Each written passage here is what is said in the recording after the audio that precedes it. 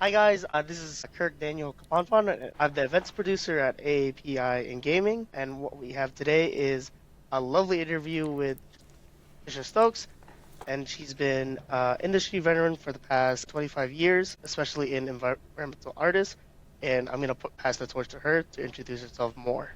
Yes. Hi, I'm Tricia Stokes. I started in 2000, so yeah, it's been 25 years. Basically, I was working in environments when I started out, and I went from basically creating game worlds to blockbuster shooters and then went into VR, basically building out like indie games for Fortnite UEFN. And I just like making games with awesome people, pretty much, in a nutshell. That's awesome. I guess since it's been like 25 years, I wanted to go more with this interview. Like, we go through your 25-year journey, mostly like a summarize, just to know how you got here, just more of your background as well. Yeah. I think the first question I've had is that you've basically had an incredible 25-year journey in environmental art. Can you basically walk us through how you first got started in the industry and how your role has like evolved over time, basically? Oh my gosh. I was actually going to be a graphic designer.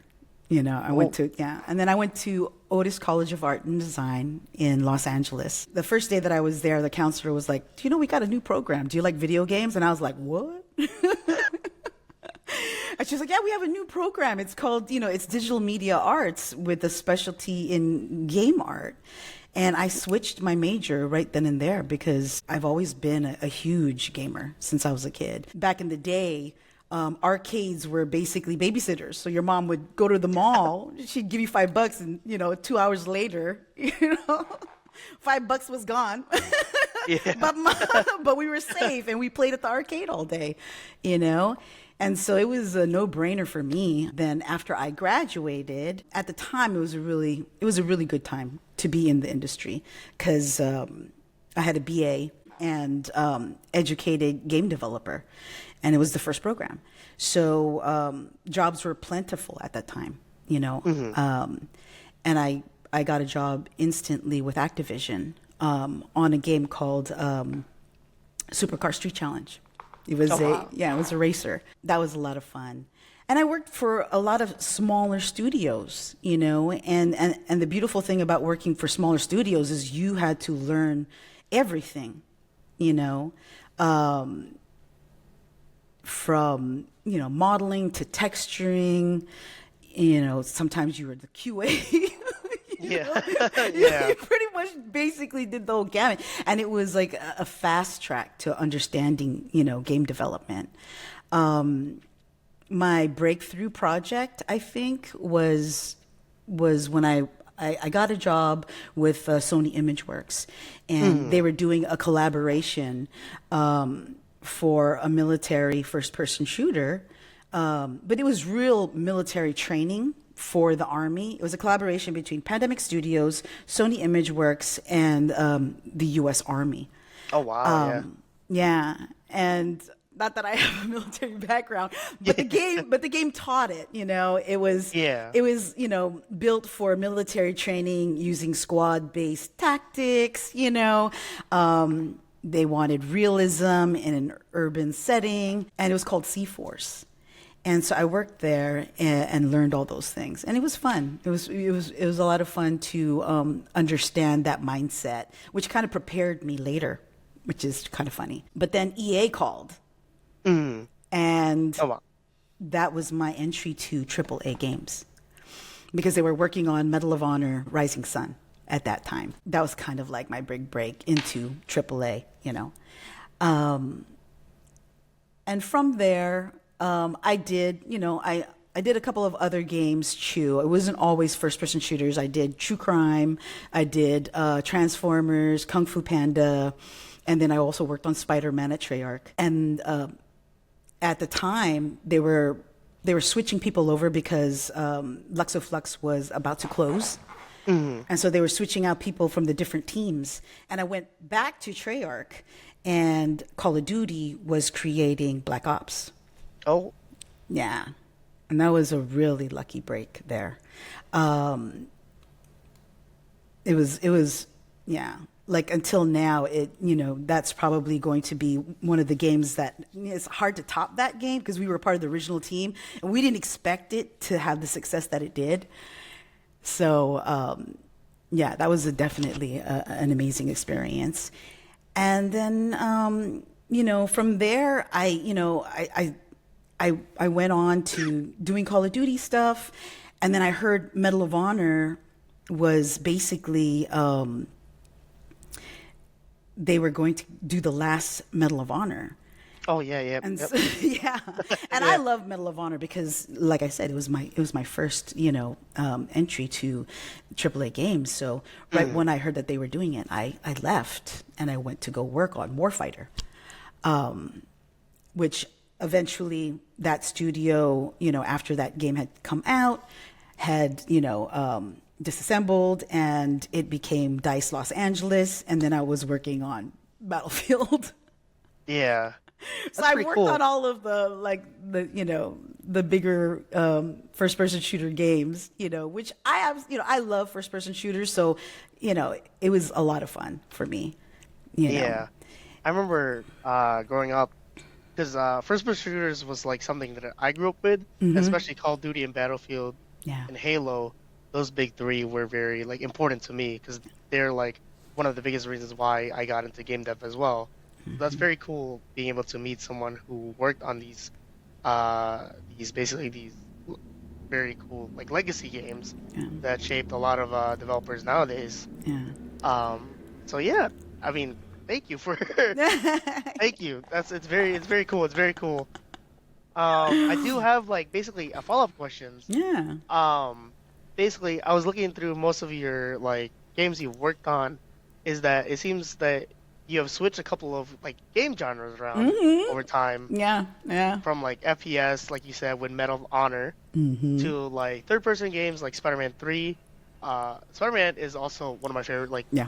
that franchise was so much fun. And Transformers, Revenge of the Fallen, back to more FPS games with Call of Duty, Battlefield, and back to Medal of Honor, which you said earlier. Yeah. And now you work more on like a virtual reality role, and now also like the founder of your own studio. Yeah. I guess like what inspired you to switch from like 3D shooters to more virtual reality one?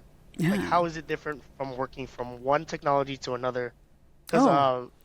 yeah, because virtual reality to me is very important as well. Because I worked in both virtual reality as well. Like I like working in virtual reality as well. I mean, at the time, I got what I like to call FPS fatigue.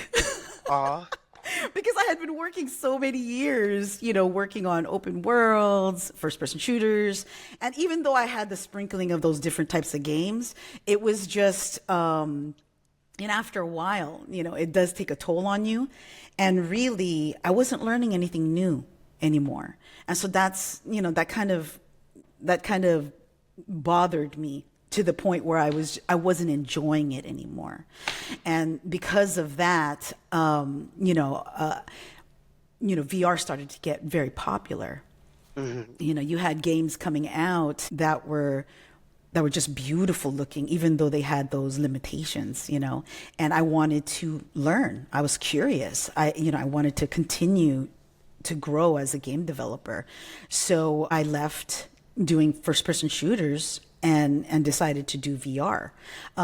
When I first started, I was working at Emblematic Group, which is more of a journalistic VR experiences, which was great. But the mindset is completely different in VR, right? Like there's yeah, things that you have to, I understand open world. I understand how to navigate through those types of things. But when you're actually in the headset, the experience is so immersive and so different that you have to think about environments and the way you build things in a very different way, And yeah, then, and there's that added kind of, problem that you have, which is you're designing for discomfort.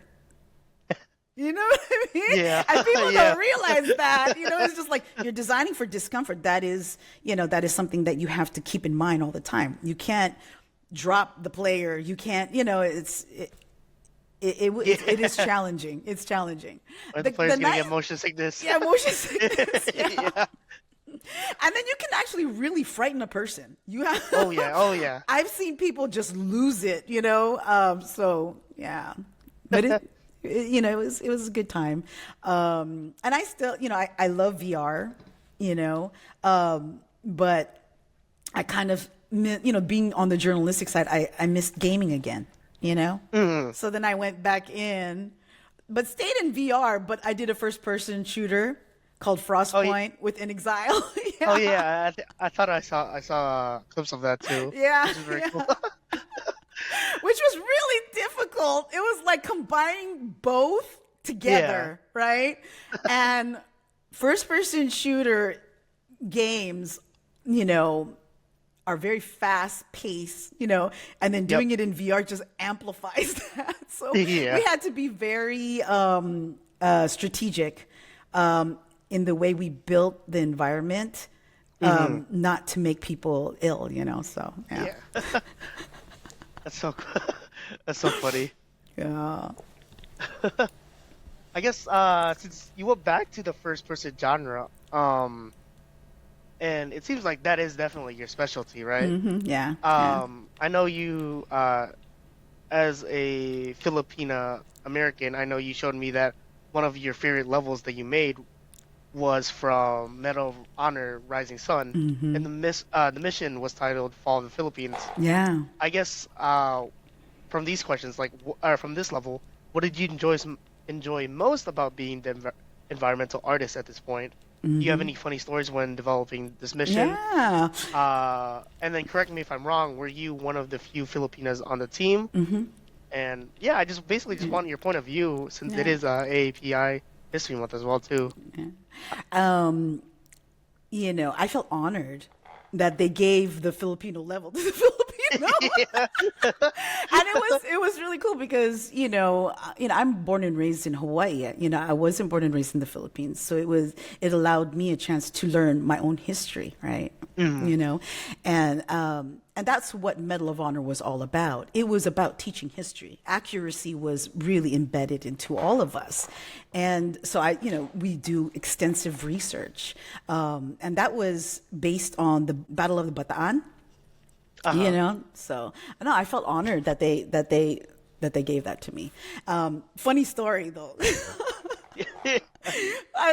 It's just like, you know, because I'm building the environments, they're like, oh yeah, we want Nipa huts, Nipa, and I'm like, yeah, okay, that's cool. There's Nipa huts, but you know, there's also haciendas in the Philippines, Yeah. and they're like,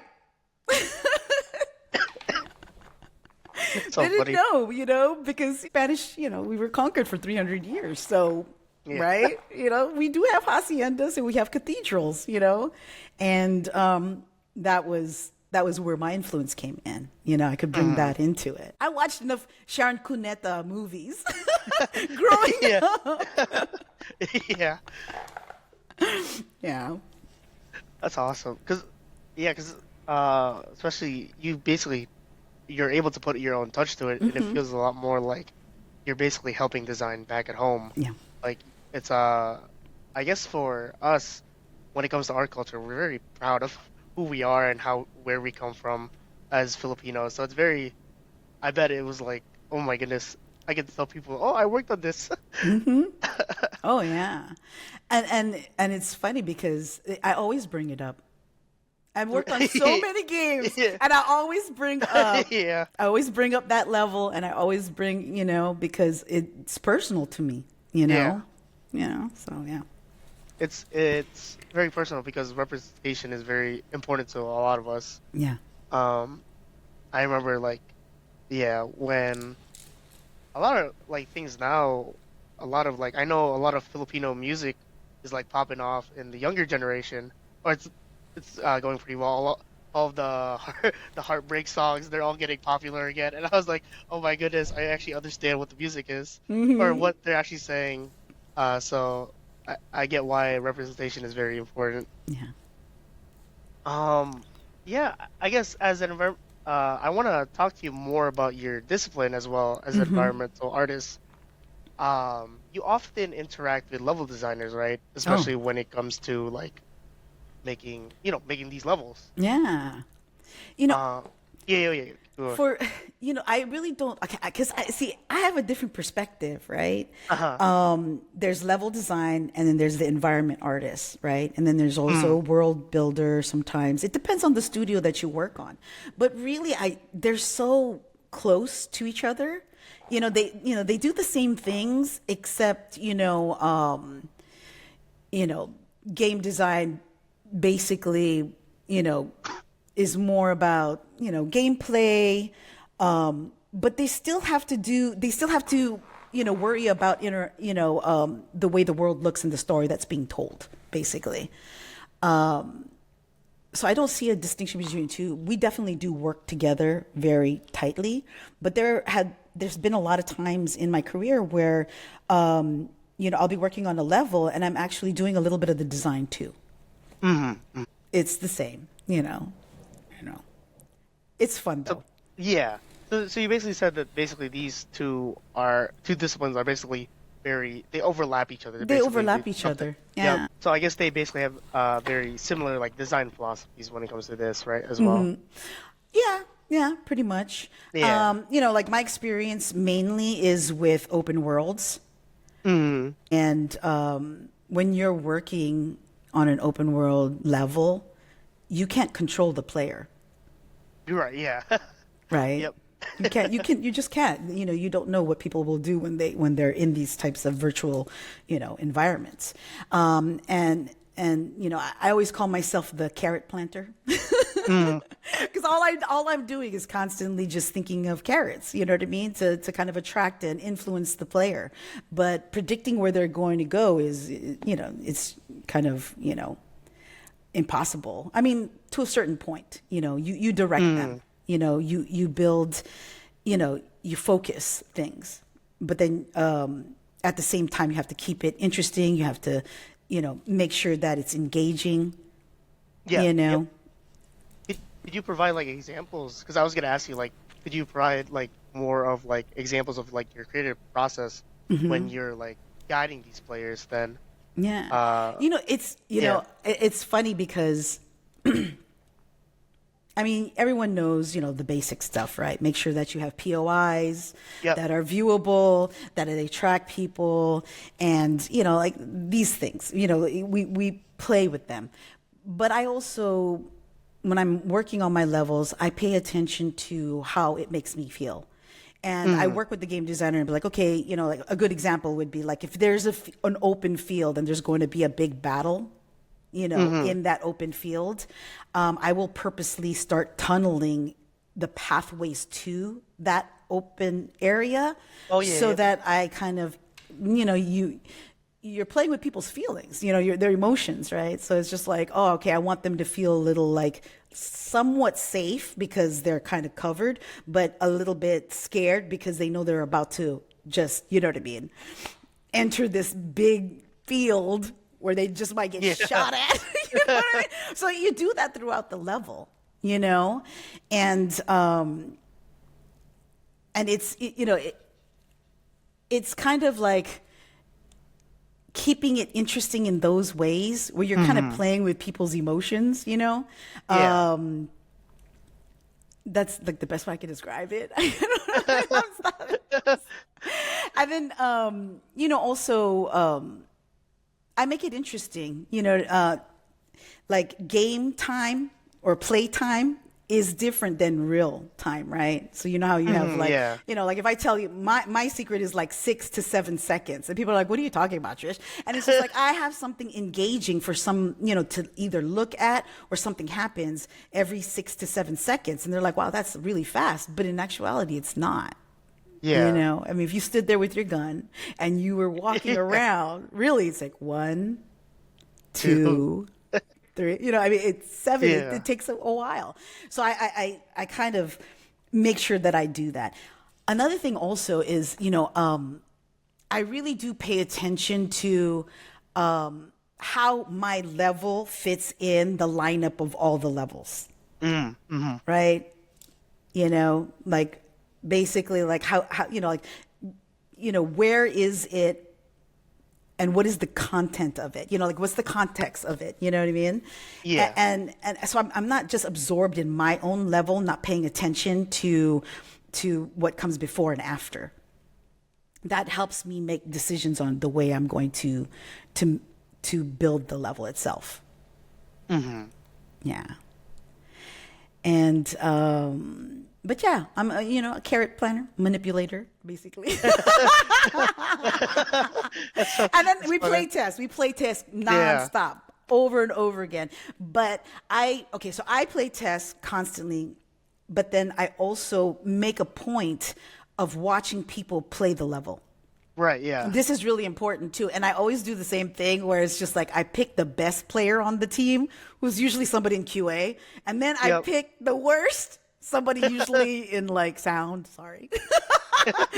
Or concept art. No, I'm gonna get in trouble for that. But basically, like I'll watch them play, and just see like how do they interact with the world. The pro player will like always look for the higher points so that he could camp and find a sniping. Yep. You know what I mean? And then the worst player is always like looking for hiding places.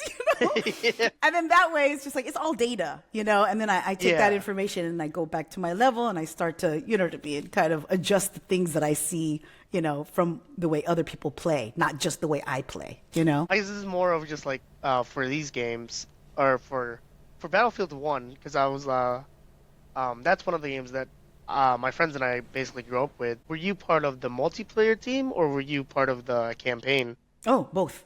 Both? Yeah, Oh, yeah. cool, We swap out, yeah. Because at Dice LA, I was basically an environment artist. And sometimes we would make assets, sometimes we would world build. You know what I mean? We have world builders, but I went in between. You know what I mean? Yeah, Both, yeah. So yeah, because I remember like I looked at your portfolio basically, and I looked at I was like, this looks like the campaign, or I can't remember if this is the map, because sometimes the campaign and the map, they look very similar. I remember that growing up. It was just good memories. I remember Black Ops when I played the campaign. Oh, everything was so detailed. yeah. I remember that. I think the very first mission was the Cuban one, if I remember. Yeah, and I remember how very detailed it was, with a lot of Cuban cigars on the tables. The bar The was coffee there. machine. Yeah, the coffee machine. Yeah, that's my coffee machine. And I was like, it's so detailed, and it's just beautiful. Yeah. And yeah, I mean, that's just a little bit of something that I've noticed when I look back, and I was like, there's a lot of environmental art. It also tells a story of I guess representation where this map is from, basically. Oh yeah. It looks like you've been doing a lot of history based shooters, not really sci-fi. Could you tell me more about your thought process when it comes to researching all these different historical point of views? Yeah. No, that's actually the fun part, when you start to, they tell you what the situation is, right? Like the context of the subject matter. And then you just do a deep dive, you look on the internet, you start to look at the maps, look at, any kind of historical data on it. It's fun, it's educational too, and then you try to recreate it as best as you can. I also would look into architectural details of that time period, and just try to get the flavor of it, Yeah. And a lot of times they do research for us too. And, at the time, concept art, they're creating paint overs so that we can nail down that kind of feel. But environment artists, we spend the time to understand those details. I guess it just depends on your knowledge when it comes to these places, but how long does it usually take for research? Oh, not very long. They give you maybe a week or two. Oh, we get to. Yeah, okay. Yeah. But you're just there, you're just constantly. And, as an environment artist myself, there isn't a place or vacation spot that I go to that I'm not spending a little bit of time doing Look, reference, yeah. taking pictures. It's just a habit now, I know I got to stop, but it's just like, I can't even go to the park, and not think of like, this would make a great map. Yeah. It's like a part of my DNA now because of Yeah. all the years, even though I'm not doing world building anymore. But I'm still in that mindset. No, actually, I am because, like I said, Bigger Boss Games, we're creating UEFN maps. So, Yeah. I want to talk about like what's happening like currently with your career. Now, yeah. currently you are working with Schell Games as Hmm. like a principal art manager, Yeah. and now you've also founded your own studio, which Yes. is Bigger Boss Bigger Games. Boss Games. Yeah. Like, what I wanted to ask you is like, what inspired you to start Bigger Boss Games, and what do you Mm. hope that it brings to the industry that's like currently missing? Tell us more what you hope Bigger Boss Games is. Yeah. Well, it's funny because, well, it's not funny. Bigger Boss Games, Bigger Boss Games, I got laid off. That's the Mm, truth of it. I mean, the industry has been going through hell, for the last two and a mm, half years. And, I got laid off like everyone else, uh, and I was home. Usually I would, land another job within a month or two, but this was a very long stretch. It was 6 months. And I'm out, I was living in North Carolina. There's not as many like networking opportunities there. There's only a few that happen once a month. And so I was, going to the meetups and the panels and everything like that, the game dev drink ups, but there's no jobs, and I got really bored at home. I'm used to constantly being on a team, working on making something and creating. yep. And I didn't want to just sit there, and not keep that up. But the one thing that I did notice is that, like true game developers, everybody has a game. You go to any Yep. game developer and you're like, so what are you working on? My game. It's just the way it is. Like sometimes they got 3 or 4 games going at the same time. But the thing is, what I noticed was they're all working alone. And I had, of course, 3, 4 games too. And I'm working alone. And I was like, why are we doing this? We could work together. We'll get further along if we work together. If I work Right. on my game by myself, that's looking like a year and a half, maybe 2. And by then, as you know, the gaming industry moves so fast, it's Yeah. just like, what are you going to do? So I just started to ask people, do you want to make games together? And then I was just picking up people left and right. Yeah. They're like, yeah, sure. And it's funny because like the only criteria that we had was, let's talk about our games together. And then, I would kind of assess like how long would it take to make these games, and Yep. whichever was the lower hanging fruit, the more feasible one, that's the one we would tackle. And if they agreed to it, then let's make games. So Yep. yeah, pretty much that's what it is. And the cool thing is, a lot of the developers that I was meeting, they're all they haven't been in the industry, Mm, and so it was kind of really cool to be able to mentor them. I like that aspect of it, especially I'm disgruntled, right? And then they bring this fresh perspective. They're like super, I want to be a game dev, and they're all super happy about it.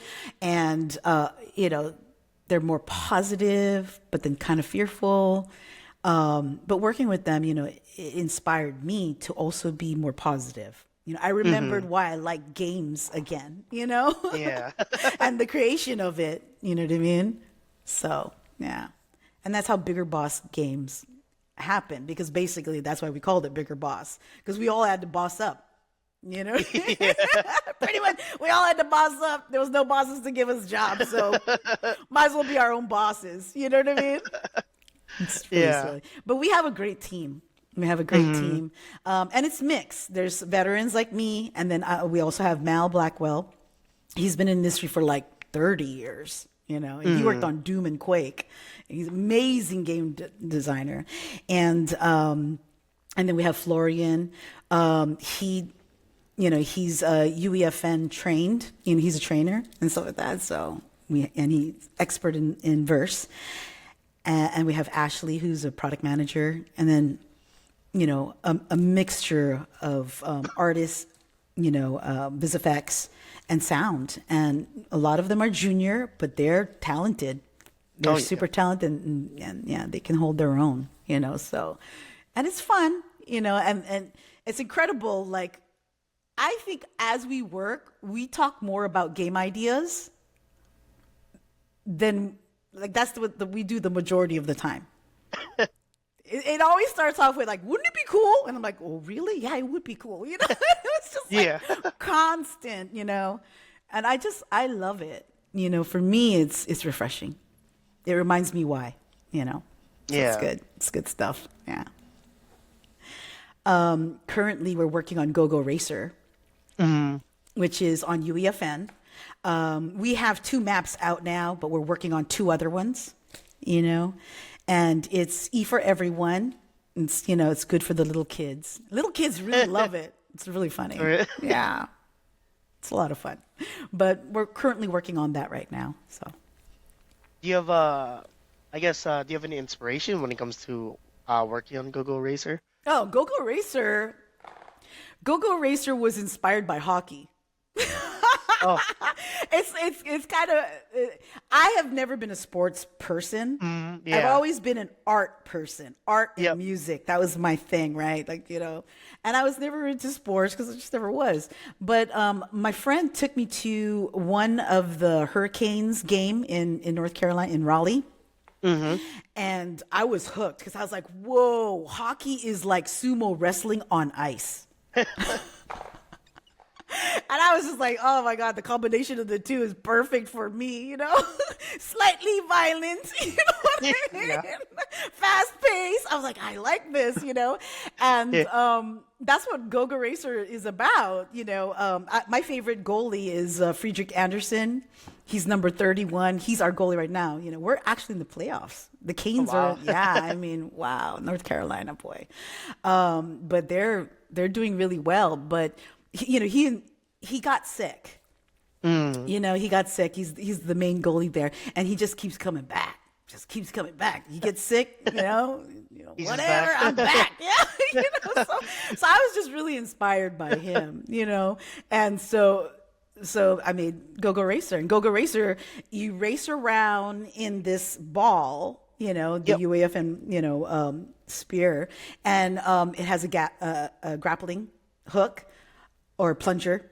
Yep. And you just race through the worlds, and there's goalies that you have to, go through and gain points. And it's very competitive. It's very. Oh yeah, I remember like just thinking, yeah. Yeah, and we don't have guns. It's not a first-person shooter. We don't have guns, but it's very vengeful. We have power-ups. Yep. So you can cage people. You can block them. Yeah. I mean, I think when we're playing as a team, sometimes the play tests go a little bit longer because we're just so competitive with each other. It's kind of funny. Another follow-up question I have for Bigger Boss Games is, you mentioned that Bigger Boss Games is made up of veterans as well as juniors. So I guess you're building a community. Yeah. What I'm asking is what does community mean to Bigger Boss Games, as well as it is AAPI month. Yes. How does your Filipino heritage infuse with basically your studio culture as well? Yeah. BBG is really all about Bayanihan, right? You know what that is, the Bayanihan spirit. Yeah. For those who don't know what that is, for those who don't know what Bayanihan means, it basically means the coming together of community. You know what I mean? To unite as teamwork, especially during times of difficulty. And that's basically what Bigger Boss Games is. Yep. And that's what we represent. We love making games and stuff, but we hype each other up. We help each other out. We network with each other. If I hear about a job opening or anything like that, I pose it to the team. That's just the way it is right now. That's what we can do. So, yeah. Bye, Nihan. Am I saying it right? Oh, God. My mom's going to kill me. Yeah. I think so. Yeah. I think, my Tagalog isn't even that. I know. I was born in the Philippines. I moved here when I was 6, but my Tagalog is still at like a 6-year-old level. But I'm still thankful I'm able to still keep it. I know. I actually used to be better at speaking Tagalog because I seriously watched there was in California, Carson, California, we had like Filipino video, like Blockbuster, right? And basically we would go and get videos and I would watch them in my teens. Like I said, I watched a lot of Sharon Cuneta films and all of that. And my Tagalog was a lot better, but when you don't have anybody to speak with, it's not going to stick, right? Only the bad words, don't do that. Speaking about your parents, is that a lot of our parents, and you've spoken to me about this before, that a lot of our parents have instilled in us the importance of humility and hard work. Yes. If I pronounce that correctly. It's always hard work and then humility. Yeah. I guess, how has your Filipino upbringing influenced your work style and how you collaborate with others in the gaming industry? Oh, no. That is really central, right? My dad would always tell me, anak, always, be hardworking, but, always remember to be humble, and I think it also has a lot to do with Catholicism, and religion. And it is very, it's a good characteristic to have, right? It's good to be this way. But sometimes I think, if you don't speak up, you don't show representation, that's also, you know what I mean? That's also not too good, right? There's a balance of things. The hardworking for sure, but it's okay to be really, really hardworking and then proud of what you make. And I think it comes from we're always sort of like the fear of being boastful, and it's just like, okay, you don't want to be that person, right? But at the same time, you need to promote yourself. You need to show what you are capable of, right? Because you don't know also who you're going to inspire to do the same thing too, right? And your story, is like we're more similar than others. But, if you see that, Trish had a 25-year career, Filipina, in the gaming industry, you're like, that's cool. You know what I mean? Like, that means I could do it too, I have a spot there too, right? And it's kind of like, how do you own your excellence while still being kind, generous, and collaborative? Promote yourself. Promote your culture. Show up, So. That's very important, how we basically just, as Filipinos, we need to be kind towards each other, as well as we could do other stuff other than being a part of the healthcare force. Yeah. Oh, God. Because I remember growing up, my parents were like, just go nursing. And I was like, no, I kind of want to do something else. Yeah. That was always that same year. Yeah. I always have aunties, are you going to go into nursing? I'm like, no. Actually, I didn't have as bad of a hard time because my dad is an artist. Oh, really? And you have to understand, yes, we have amazing nurses and medical, in the Philippines. Yep. But we also have amazing art, art disciplines in the Philippines. I mean, comic books have been sneaking over to the Philippines and recruiting Filipinos for years, and my dad, he's an amazing artist. When he went to university in the Philippines, his life drawing was like master style with cadavers. Oh, wow. And he would tell me, he's like, I put Vicks on my, and I'm like, oh God. But and he's an amazing artist, but the Philippines we're very creative people, That's not so just true. musical too, right? Like you said, music and art, art, and medicine, we're kind of cool. Kind of cool. But you know what I mean? Like, it's okay. See, be humble.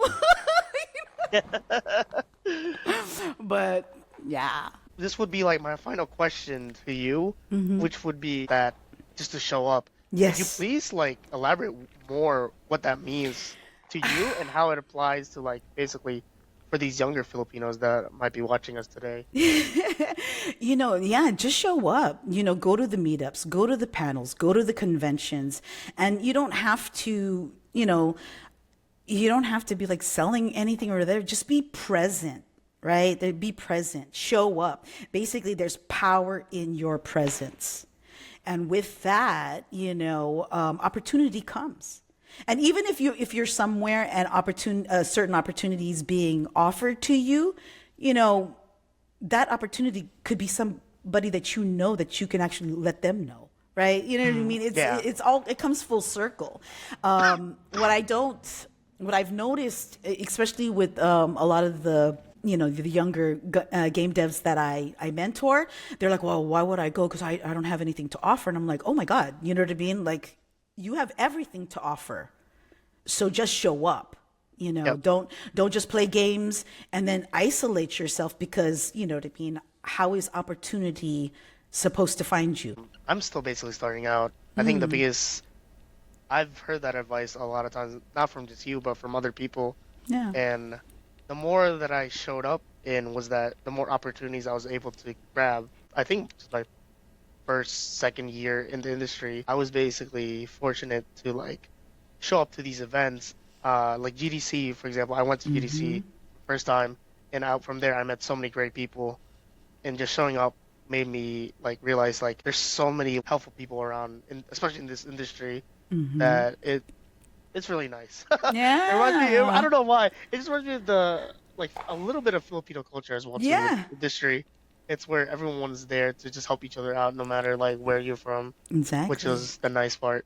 That's how I met Kimmy. Because Yeah. okay, say you can't get to these conferences and everything. That there's online meetups and panels on LinkedIn, and also on Eventbrite and everything. And that's how I met Kimmy. You know, like when everybody's like entering, there's a little picture, and she popped up, and I was like, wow, she looks like my cousin. Is that my cousin? And I was like, wait a minute. So I was just like, reading her stuff. She's asking all these really intelligent questions. And I was like, ooh, I got to meet this Filipina, I was like, wait a Yeah. minute. And that's how we met. That's how we met. I Yeah. reached out to her instantly, but you never know who you're going to meet and where it goes, it is a small industry compared to others, and it's a more tight knit one. Yeah. So when you tap into one person, it opens up doors to multiple, places. Yeah. So it's important to show up, for sure. It was so funny because I guess one example of that was that when I went to GDC, I met one audio person. It just like they like multiplied. By the end of the day, I knew like at least like 10 of them. I was like, that's so funny. But yeah, I guess. Do you have any just to end off this Yeah. interview? Do you have any last bit of like shout outs? You know, Anything like you want to say? big shout out to you. Big shout out to you, Kurt, and AAPI and Mika and Kimmy, having this space, creating this space for Asian American Pacific Islanders. It's just like I was like, yeah. It's like there's so many Yeah. amazing Filipino game developers out there, and they work diligently for years and years and years, making amazing games. But they're unseen and they're unheard, really. And I don't know why that is, but we're out there, so Yeah. I just love what AAPI is doing. This is incredible, and I can't wait to see what you all do in the future too. Yeah, we got big plans. I can't really speak yet, speak about it yet, but we do have big plans. But Yeah. yeah, thank you so much. Well, yeah, thank you guys for being able to join us here with Tricia Stokes and me. Thank you guys so much, and I hope you guys have a good one.